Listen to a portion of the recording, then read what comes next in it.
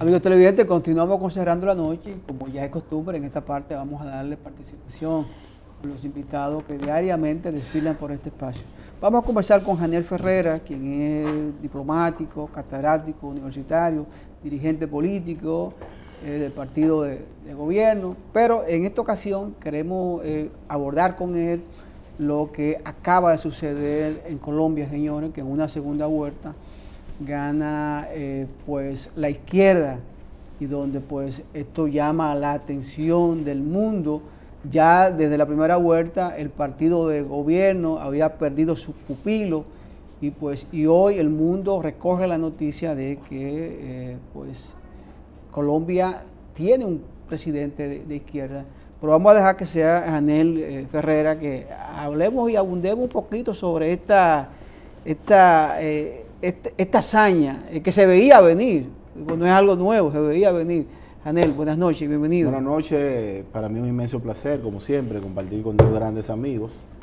Les reitero mi gratitud y le doy seguimiento todas las noches a los comentarios siempre muy atinados y muy apegados a la verdad. Así que los felicito, porque ustedes forman parte de un sistema de comunicación muy importante en la era de la posverdad y de los fake news. Entonces es necesario siempre garantizar la verdad dentro de la comunicación. Mira, yo pienso que es un tema muy interesante el tema de Colombia, las elecciones recientemente transcurridas en el día de ayer.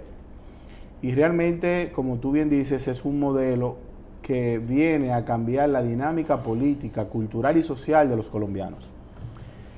En Colombia, hasta las cuartas generaciones de las personas que tienen sus capacidades profesionales y productivas no habían tenido la madurez de entenderlo el proceso socialista, no tanto izquierdista, porque ahora el socialismo es la nueva visión del izquierdismo, un poquito más moderado, con algunos elementos de libre comercio y sobre todo de garantías privadas.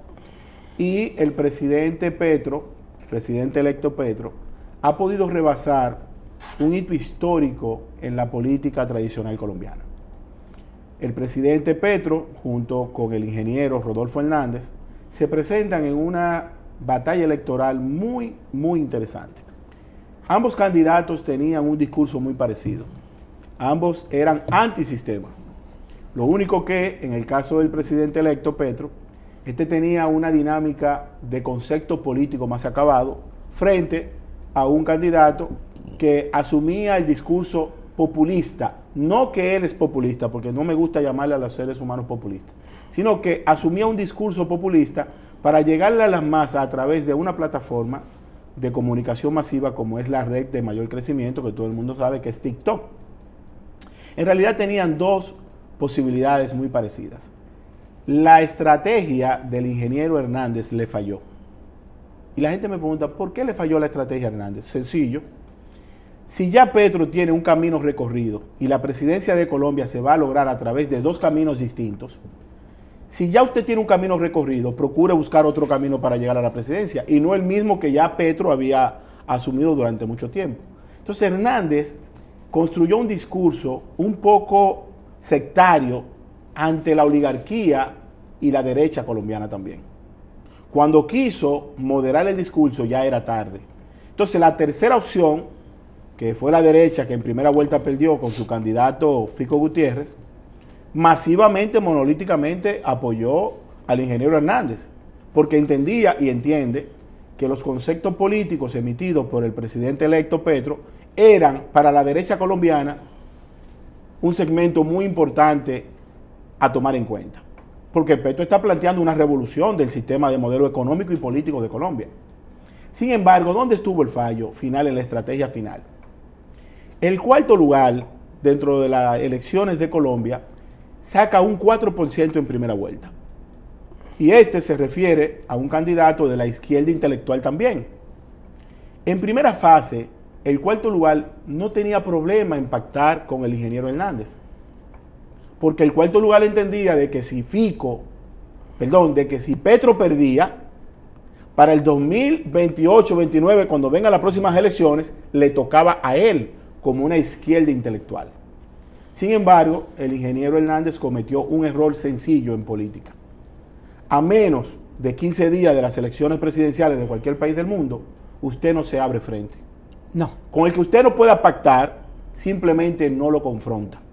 Y él asumió un discurso diciendo de que el cuarto lugar no podía pretender modificarle un proceso de campaña cuando él ya había perdido. ¿Qué logró? Que monolíticamente los votos de la izquierda del cuarto lugar del 4%, más los votos en blanco y los votos diferidos, tomaran la opción de apoyar a Petro. Porque para un desconocido es mejor un conocido. Recuerda que ya Petro tenía varias candidaturas presidenciales fallidas. Entonces hasta ahí está todo bien. ¿Cuáles son los elementos ahora a tomar en cuenta en Colombia? Mira, Petro tiene que tener mucho cuidado, porque 1 de cada 2 colombianos no está de acuerdo con él. O sea, él ganó con una mayoría milimétrica de Photophoenix. Yo había establecido en un medio de comunicación que, sin ánimo de apostar, yo creía que terminaba 51 a 49. Y cuando tú hablas de probabilidades mercadológicas en el electorado, usted siempre tiene que sumar el más o menos 2%. Si cae dentro del rango del más o menos 2%, entonces el análisis es acertado. Sí, es el margen de error, más o menos. Exacto. Sí. También establecí que en la comunidad de Bogotá, los votos de Petro estaban consolidados con un margen por lo menos de un 20%. La votación ayer terminó 38 a 58, un 20%. Estos elementos que tú vas discutiendo... Eso en Bogotá. Eso en Bogotá. En Bogotá. Esos elementos que tú vas discutiendo para hacer un análisis político internacional, lo puedes refrendar simplemente con las actitudes electorales de los pueblos. Por eso en la diplomacia, en la política internacional, usted no puede medir a Haití como va a medir a Jamaica, No. aunque estén al lado. Cada pueblo tiene su naturaleza. Y el electorado de Colombia es un electorado muy regional. Colombia es un país con una institución extremadamente poderosa. Date cuenta de cómo el gobierno de derecha tiene la facultad constitucional de garantizar las elecciones y con un margen de menos de 1 millón de votos, el primer lugar le gana el segundo. No había paso ni para fraudes ni para manipulación. Sí habían discursos. Por ejemplo, en una ocasión vi al expresidente Uribe subir un tuit que lo vi un poco incluso fuera de tono, llamando a los venezolanos que viven en Colombia a impedir de que Petro ganara, para que no conviertan a Colombia en otra Venezuela. O sea, un discurso asumiendo la ruta del terror, que yo creo que para estos tiempos donde la comunicación, sobre todo la comunicación diferida de las redes sociales, ya todo el mundo tiene sus ideas claras. A partir de ahora lo que hay que establecer, en el caso de Petro, presidente electo, es si él puede asumir desde el gobierno las posiciones que asumió desde la oposición. Por eso al venir al canal, yo escribí que la mejor forma de convencer es actuar. Usted puede decir lo que usted quiera, pero vamos a ver ahora el ejercicio del gobierno. Sin embargo, Janel, a mí me gustaría, antes de seguir en perspectiva hacia el futuro de Petro, que no es solo si puede, si lo dejan, ese es el otro componente que hay que tener en cuenta en esta situación de geopolítica y donde los demócratas solo son demócratas si gana el mío. Sí, claro. Si gana el contrario, votate mal. Ya lo dijo un famoso intelectual ganador de premios internacionales. Pero bueno, pero más allá del resultado, a mí me parece interesante ver tu opinión sobre lo ocurrido en Colombia. Colombia hizo lo que en un siglo no había hecho. Descartó todas las opciones de extrema y conservadora en este proceso. Porque tal como tú señalas, el candidato Hernández, aunque no es un revolucionario, era un antipolítico tradicional, porque hay que tener claro, es solo un discurso, es un político tradicional que se montó en ese caballo. ¿Qué cambió en Colombia y qué implicaciones tiene esto en el futuro inmediato? Mira, las corrientes políticas en las regiones del mundo están conectadas entre sí. Latinoamérica, la gente está hablando de izquierdismo, el único país de Latinoamérica completa que mantiene el control sobre el territorio de las plataformas económicas es Cuba.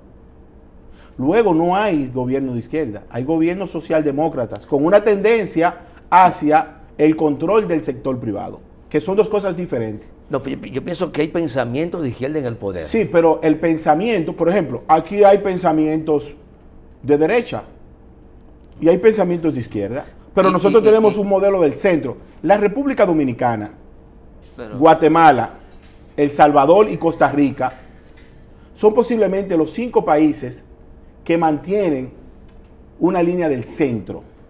Luego, el resto de América va cambiando. El modelo de Chile, Colombia,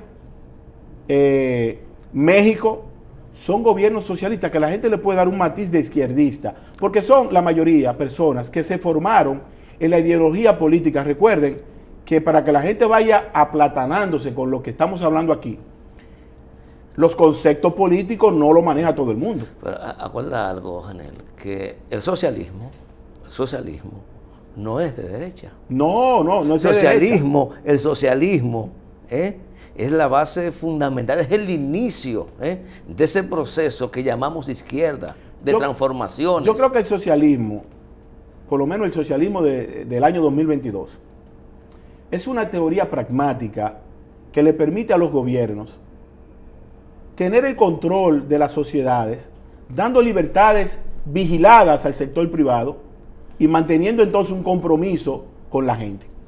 ¿Dónde está el problema del socialismo en América Latina? Si el socialismo se aísla y no tiene interconexión comercial con los países que producen las grandes riquezas, vamos a llamarlo claro, con Estados Unidos, por ejemplo, Canadá, por ejemplo, o Brasil, entonces el socialismo tiene una lista un poco difícil para la economía interconectada. ¿Y no será, Janel, que estamos partiendo de un concepto restringido de socialismo? Porque el socialismo no implica necesariamente la propiedad pública únicamente y estatal.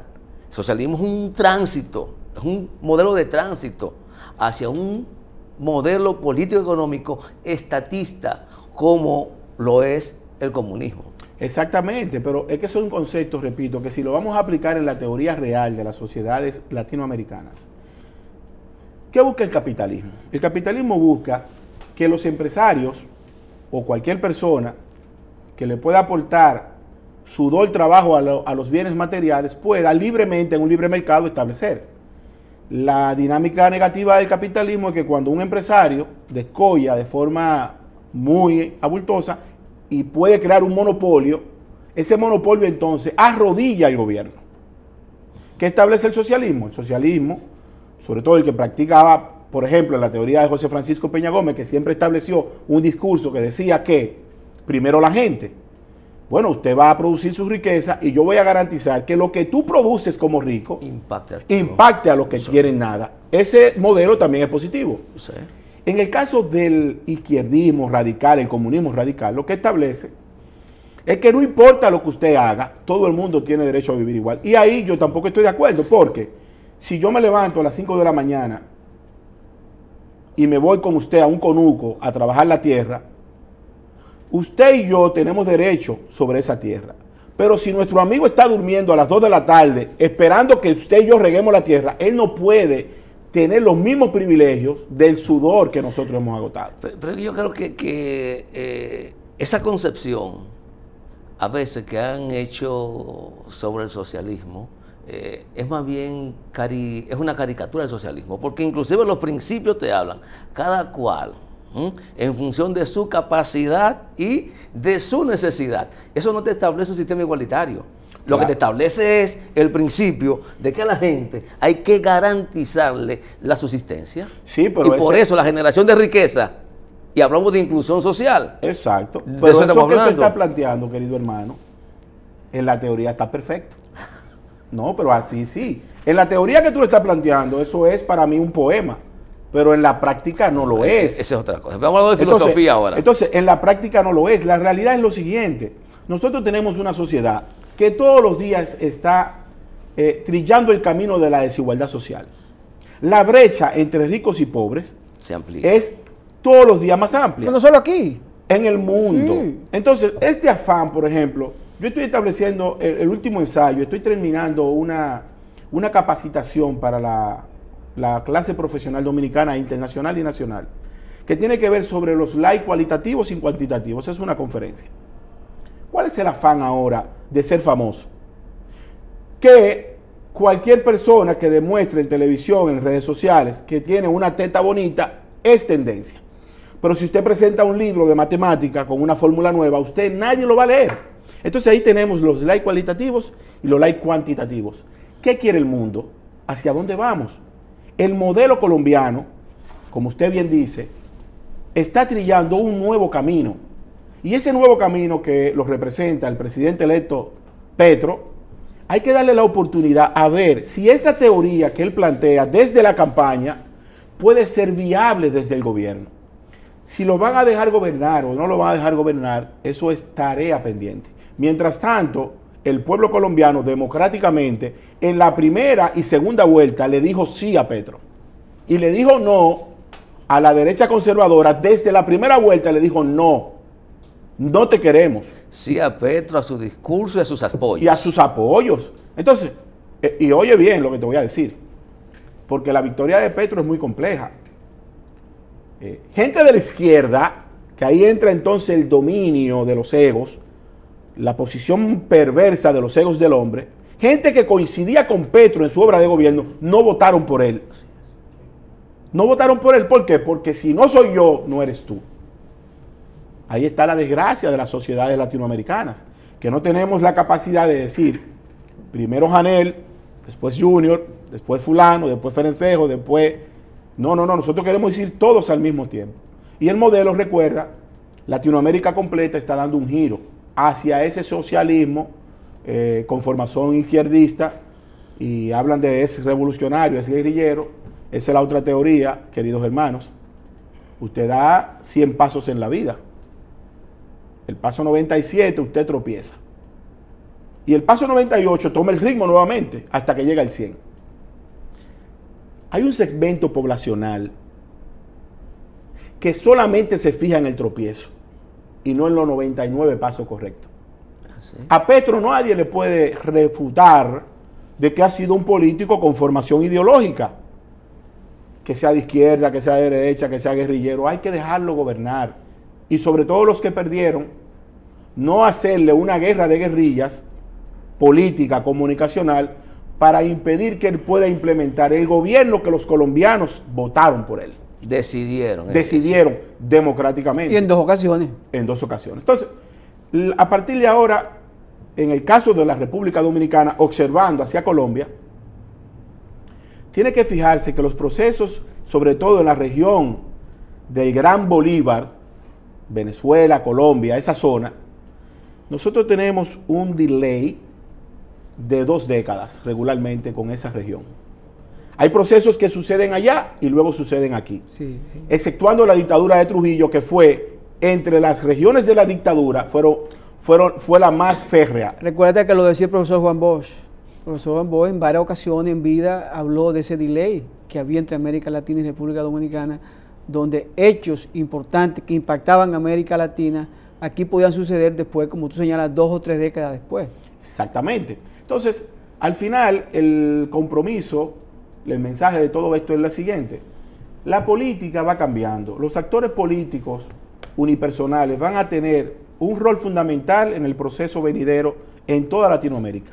La gente se está prácticamente anulando los símbolos partidarios, porque la ideología política quedó a un segundo plano. Aquí los partidos políticos de América Latina, bajo muy raras excepciones, tienen escuelas de cuadro, de formación. Lo que tú estás planteando, por ejemplo, eso lo sabes tú porque tú eres un intelectual y eres un hombre formado. Y ustedes están en la capacidad de saber qué es una cosa y qué es otra. Pero el pragmatismo político latinoamericano es: llena los votos, llena la guagua, dame lo mío, cuánto hay para mí, estamos aquí reunidos, yo soy influencer. Por eso vemos esta improvisación salvaje de gente de la televisión, que porque son famosos en televisión o toman un micrófono ya son líderes políticos. Entonces, cuando asumen una función política, perdemos el comunicador, perdemos el influencer y entonces ganamos una frustración de política. Y lo estamos viendo porque hemos transferido figuras de los medios y tenemos ahí la Cámara de Diputados lleno de figuras. Tenemos ahí las alcaldías llenas de figuras. Y tenemos dentro del cartel político, por ejemplo, dominicano, ya gente aspirando para 2024 que su única misión es ser figura pública. La política no puede ser un espectáculo, porque la política no va a definir los aspectos del arte ni del entretenimiento. La política toma decisiones que van a cambiar el curso de la vida de toda la sociedad, la educación, la salud, la alimentación, la vivienda. Y a eso fue que apostó Petro. Si usted evalúa los discursos del presidente Petro, se cuidó bastante incluso, porque tuvo que tener cuidado para ser presidente de Colombia. De verdad que la cantidad de ataques sutiles que se enfrentó el presidente electo Petro es digno de felicitar en cualquier escenario del mundo.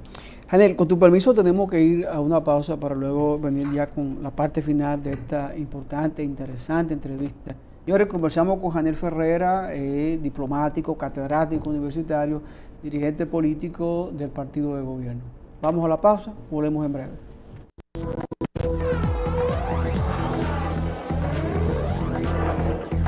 Señores, continuamos conversando con Janel Ferrera, dirigente político, diplomático, catedrático, universitario, mercadólogo, una persona preparada, señora. Y habló de un tema, Janel, que me interesa mucho y me gusta. Yo sé que a los amigos televidentes pues le impacta y es de su agrado. Y el tema del país, porque a veces queremos agarrar una fórmula, lo que quedó bien en Colombia, quedó bien en Venezuela, y la queremos llevar a la República Dominicana. Y aquí está demostrado que en política, señores, las fórmulas no funcionan. Janel, como país, como República Dominicana, hemos visto que los políticos dominicanos tradicionales repiten los errores una y otra vez. Vimos cómo el PRD en su momento, partido de gobierno, 82, 84, se pelean y pierden el gobierno porque hay una lucha de interés. Vemos con el caso del PLD, 2014, 2016, se pelean, hubo una lucha de intereses, pierden las elecciones del año 2020. Entonces, yo no entiendo a veces cómo que el político dominicano es capaz de repetir y cometer el mismo error. Ayúdame a entender, tú que tienes un poquito más de vuelo en esto, ¿qué está pasando en nuestra sociedad? ¿Por qué se cometen los errores? Que están en los libros ahí, están ahí. A veces pienso que ya yo soy un águila de alas mojadas. No tengo tanto vuelo, pero mira, la realidad es que es muy profunda la pregunta que me hace, porque hay entonces que remontarse al génesis de la sociedad dominicana. Nosotros tenemos una situación especial. Los bolos y esa Nosotros época. Exactamente, los coludos, los bolos y mucho más para atrás, desde antes de la República. Mira, la sociedad dominicana tiene un mal de fondo que puede resolverse, pero nadie quiere resolverlo. Y es que las capacidades personales, intelectuales, políticas y sociales en esta sociedad son un obstáculo para avanzar. Aquí es mucho más fácil incorporarse a cualquier empresa privada, pública, grupo social, junta de vecinos, si usted es parte del problema y no parte de la solución. A los que tienen capacidades mentales lúcidas le llaman inadaptados. No, fulano no cabe aquí porque fulano es un libre pensador. No, lo que pasa es que fulano no te va a comprar la idea de algo que no conviene. Y lo que usted decía de las regiones, la política que se aplica en Baní posiblemente falle en Asua. Posiblemente falle en Asua. Entonces, aquí hace falta un plan a largo plazo. Yo critiqué la semana pasada que vi que en Santo Domingo Este, por ejemplo, el señor alcalde estableció los juegos municipales y lo veo muy bien. Yo soy un abanderado del deporte. Yo creo que el deporte es la piedra angular para enfrentar la delincuencia. Pero vi que los juegos decían terceros juegos municipales. Santo Domingo Este acaba de celebrar 20 años de fundado. Que mi memoria no me falle, Domingo Batista, el primer alcalde, estableció unos juegos. No sé si fueron 1 o 2. Juan de los Santos hizo juegos. Alfredo Martínez creo que también hizo juegos. Entonces, date cuenta cómo la sociedad dominicana, ni siquiera en un aspecto tan insignificante como darle continuidad a la numerología de una actividad deportiva, nos podemos poner de acuerdo. No sé si ustedes me están entendiendo. Entiendo perfectamente. El yoísmo. Porque aquí tenemos un ego enfermizo de todo el mundo. Aquí todo el mundo quiere que le pongan una placa que diga, por aquí pasó Janel y después de Janel nadie más. Y eso no es así. Un país para tener formación debe de tener continuidad, institucionalidad y procesos. Y yo creo en eso, yo no creo en el apego de los egos, porque nada es más pasajero que el poder político y sobre todo el económico. No hay una sola funeraria que le garantice a los hombres que cuando parten al más allá, al mundo desconocido, se va a llevar un cheque en blanco con su fortuna. Ni siquiera con lo que venimos nos vamos. La mentalidad de los pueblos en este último mediado, en la final del siglo pasado, ha ido cambiando muy rápidamente. Por eso tú ves cómo se desplaza un gobierno con tendencia de izquierda, vuelve uno de derecha y así sucesivamente. ¿En qué entiende están fallando estos gobiernos que no han logrado, sobre la base de afianzar democracia, dar continuidad a sus programas de gobiernos? Mira, yo creo que detrás de todos los escenarios políticos hay una mano invisible que yo no he podido descifrar. Yo siento, de forma muy sincera, estoy aquí hablando con ustedes, que detrás de todos los gobiernos hay una mano invisible que yo no he podido descifrar, pero que como títere, los gobiernos van cometiendo, como usted dice, las mismas acciones, no importa qué partido los gobierna. Por eso usted ve que hay funcionarios que sobreviven a administraciones, porque quizás sean cuota de esa mano invisible que yo no he podido descifrar. Entonces, si le llaman a oligarquía, si le llaman sectores poderosos, si le llaman empresarios poderosos, la realidad es que mientras la base electoral dominicana cobre por elección, entonces va a aparecer alguien que va a pagar por esas elecciones. Al presidente Luis Abinader en cuestión, al cual lo he apoyado, entiendo que tiene las mejores intenciones con varios proyectos de mejora y de transformación social. Sin embargo, también al presidente se le ha hecho un poco difícil establecer ese modelo de cambio profundo en la sociedad dominicana. Aquí hay segmentos que hay que revisarlo. Cuando usted ve que una cabo de la Policía Nacional, que ha sido la institución que más apoyo el presidente Luis Abinader le ha brindado desde el ejercicio del poder, lo ha transformado, lo ha acompañado, le ha mejorado el sueldo, lo ha equipado, le trajo un asesor internacional, le ha dado atención.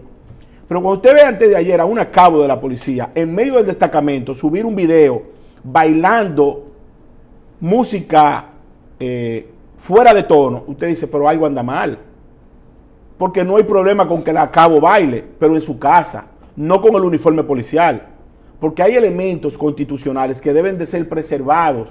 Las sociedades tienen modelos culturales que deben ser preservados. Las Fuerzas Armadas son sacerdocios, que debe ser una persona que esté completamente convencida de qué fue lo que quiso hacer en la vida.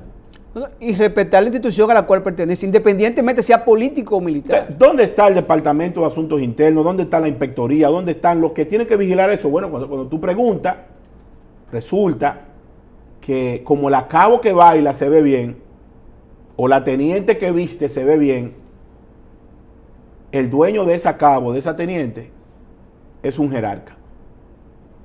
Y si tú opinas en contra de la conducta de esa cabo, tú te vas a enfrentar con un poderoso que te puede sacar de circulación. Ese es uno de los problemas de la sociedad dominicana. El padrinaje de lo perverso. Entonces yo propongo mi propuesta al presidente Luis Abinader y a quien sea que me escuche, es que asuma las transformaciones reales. Es que dé un paso al frente con lo necesario, porque la sociedad dominicana, repito, miremos a Colombia, le está dando el último chance a los sistemas democráticos para luego empezar a construir en el seno del vientre social lo que le pueden llamar el vengador, que no es más que una persona sin partido, sin estructura, y que el pueblo monolíticamente se fije en él, en una descomposición donde el sistema electoral, gracias a Dios, que no hemos colapsado, pero estamos casi colapsando. Porque hay un tema antes de finalizar, y es que El mundo o la humanidad a través de las luchas sociales ha logrado conquistar unos bloques de derechos que tienen que ser respetados tanto en los modelos de izquierda como de derecha. Claro. ¿Qué pasa, Janel? Cumplir y hacer y ejecutar esos principios fundamentales afecta intereses. ¿Hasta dónde están los gobiernos dispuestos a cumplir con su propia constitución y afectar intereses que no hay forma de cumplir con ellas si no se afectan? Sí, pero ahí está el principio del gran pensador mexicano. Y está ahí. Hay muchos elementos filosóficos y políticos que hay que implementar. Pero están dispuestos. Bueno, pero es que si no está dispuesto, entonces vamos a responder a lo otro. Va a haber un proceso de cambio permanente. Va a haber un proceso de cambio permanente porque la gente está buscando soluciones a sus problemas. La gente quiere que si yo trabajo de lunes a viernes, mi vecino no me afecte el sueño los miércoles bebiendo romo todos los días en la noche, con un escándalo, que exista una moderación de que hay un departamento de la Policía Nacional que va a regular eso. Bueno, que yo no tire la basura a la calle porque la ruta y frecuencia del ayuntamiento funciona, pero que yo pueda llamarle al vecino la atención porque él, a pesar de que el camión pasa, él insiste en tirar la basura a la calle. Que si Janel se pasa 12 horas trabajando como un guachimán, que por lo menos el salario de para comer. Exactamente. Que la desigualdad entre el que tiene mucho y no tiene nada no sea tan amplia, que todos tengamos derecho. Por eso, yo soy un amante de la sociedad norteamericana en ese aspecto. En Estados Unidos, el dueño de la empresa y el que trabaja tienen una alimentación horizontal. Usted tiene derecho a comer jamón de pavo en Estados Unidos, independientemente de que hay otros elementos en la medicina. Pero la realidad es que es una plataforma a nivel alimenticio muy horizontal. En Latinoamérica tenemos que cultivar la tierra y garantizar la equidad, por lo menos el equilibrio en los actores que regulan las sociedades. Janel, gracias de verdad por aceptar la invitación a Cerrando la Noche y conversar de este tema de Colombia y sobre todo socializar sobre la idiosincrasia política del pueblo dominicano. Y aprovechar, escúchame ese último minuto, aprovechando este espacio. Hay un pueblo que usted lleva, el de Uvilla, que yo llevo muy cercano. Hacerle un llamado al jefe de la policía, porque tengo la información de que en el municipio de Villa Jaragua, el municipio de Los Ríos y el distrito municipal de La Clavellina, donde viven prácticamente 2 familias, hay una banda que no deja en paz a nadie. Esas son de las cosas que hay a través de los medios de comunicación a difundir, porque no es posible que un pueblo tan pequeño, de gente pacífica, no tenga paz porque una banda de 4 o 5 estén robando en los conucos y el campesino que se levanta a las 5 de la mañana a trabajar en su motor, se lo quitan y se lo llevan. Eso hay que resolverlo. Bueno, ahí está la denuncia, Janel. Yo sé que las autoridades ven este programa a diario y van a enviar la información para corregir esta anomalía. Janel, gracias de verdad por haber estado con nosotros. Señores, conversamos con Janel Ferrera, dirigente político, diplomático, catedrático universitario. Ustedes, gracias por la sintonía. Este equipo encabezado por Junior Espinosa y quien les habla, Giovanni Almonte, nos despedimos y hasta mañana.